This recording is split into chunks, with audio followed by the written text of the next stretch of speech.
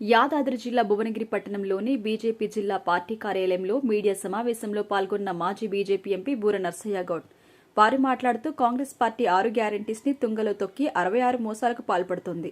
ఆత్మాభిమానం ఉంటే Congress party silent గా ఉండాలి. అంతేకాని విషాద ఉత్సవాలు చేసుకునే సమయంలో విజయోత్సవాలు చేసుకుంటారా? ఏం చేసిందని విజయోత్సవాలు అని ప్రభుత్వాన్ని ప్రశ్నించారు. తెలంగాణకు కాంగ్రెస్ పార్టీ ఐరన్లగిగా మారింది. రోజుకు మంత్రి రోజుకు ప్రకటనతో కేసీఆర్ ఇమిటేట్ చేస్తున్నారు. 1,50,000 కోట్లు దోచుకుంటున్నామనే టార్గెట్తో మూసి ప్రక్షాళన అంటున్నారు. ఉమ్మడి నల్గొండ జిల్లా కాంగ్రెస్ నాయకులు డమ్మీలు. గతంలో కల్వకుంట్ల కుటుంబ పాలన ఉండేది, ఇప్పుడు యనుమల పాలన ఉంది. బీఆర్ఎస్ పార్టీ నాయకులు తమ భూముల విలువ పెంచుకోవడానికి RRR లక్ష్యాన్ని విచ్ఛిన్నం చేశారని తెలిపారు. సినిమాలో డైలాగ్ ఉంది, సబ్జెక్టు వీక్ ఉన్నప్పుడు పబ్లిసిటీ పీక్లో ఉంటుంది. ఈరోజు కాంగ్రెస్ ప్రభుత్వం చేస్తుంది అక్షరాలు అది. వారు 6 గ్యారెంటీలు తుంగలో దొక్కారు, 66 మోసాలు చేశారు. సాధారణంగా ఏమైనా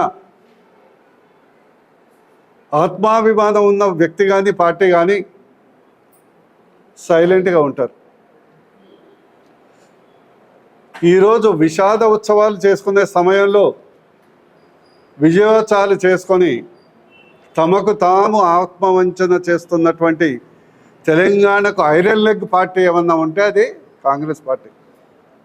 మీరు ఏం చేసిండండి విజయోత్సవాలు? భువనగిరి పార్లమెంట్కి ఏం చేసిందని విజయోత్సవాలు? భువనగిరి జిల్లాకి ఏం చేశారని విజయోత్సవాలు? తెలంగాణ రాష్ట్ర ప్రజలకు ఏం పొడిచారని విజయోత్సవాలు? ఆత్మవంచన చేసుకుంటున్నారు. ఈరోజు భువనగిరి పార్లమెంటు అంతో కొంత అభివృద్ధి అయిందంటే గతంలో నేను ఎంపీగా ఉన్నప్పుడు బీజేపీ అండదండలతో ఉన్నప్పుడు చేసేటటువంటి ఎయిమ్స్ కానీ, కేంద్రీయ విద్యాలయం కానీ, జాతీయ రహదారులు కానీ, లేకుంటే గౌరెల్లి టు భద్రాచలం రోడ్స్ కానీ, 6 లేన్ రోడ్స్ కానీ తప్పితే ఈరోజు బీజేపీ లేకపోవటం వల్ల భువనగిరి పార్లమెంటు మొత్తం బోసిపోయింది. No development. పత్రికల ప్రకటనలకు రోజుకో మంత్రి రోజుకో ప్రకటన. వీళ్ళందరూ కేసీఆర్ గారిని ఇమిటేట్ చేస్తున్నారు. గతంలో కేసీఆర్ గారు కూడా ఇదే చెప్పేది. ఏం చెప్పేది?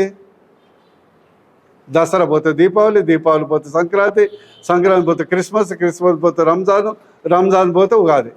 సేమ్ టు సేమ్ ఈరోజు కాంగ్రెస్ మంత్రులు చెప్పడం జరుగుతుంది. ఈ సందర్భంగా నేను ప్రశ్నించదలుచుకున్నాను. మూసి ప్రక్షాళన చేయాలంటే పేరు మూసి, టార్గెట్ 1,50,000 కోట్లు అనుకున్నారు. మేమేం తక్కువ తిన్నామా? గత ప్రభుత్వం 1,00,000 కోట్ల అవినీతి చేస్తే మీరు కనీసం దానికి 1,50,000 చేయకుంటే బాగుండదనే ఉద్దేశంతో ఓ గ్రాండ్ మూసీని ముందల పెట్టి పెద్ద స్కెచ్ చేసారు. కానీ ప్రజల్లో విపరీతమైనటువంటి దానికి హైడ్రా అని పేరు పెట్టి ప్రతిఘటన రావటం, బీజేపీ నాయకులు ప్రతిఘటించటం. ఖచ్చితంగా మూసి ప్రక్షాళన చేయాలి. ఏం చేయాలంటే ఫస్ట్ ఎస్టీపీలు పెట్టండి. మూసిని కలుషితం చేసేది ప్రజలు కాదు, కంపెనీలు, డ్రైనేజ్. డిపిఆర్ చేయండి, కేంద్ర ప్రభుత్వాన్ని సబ్మిట్ చేయండి. కానీ మూసి పేరు పెట్టి 1,50,000 కోట్లు దోచుకోవటానికి సిద్ధం చేశారు. కానీ వారి యొక్క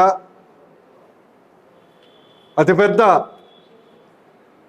ప్లాన్ని మా యొక్క ప్రజలు, బీజేపీ పార్టీ విఫలం చేసింది.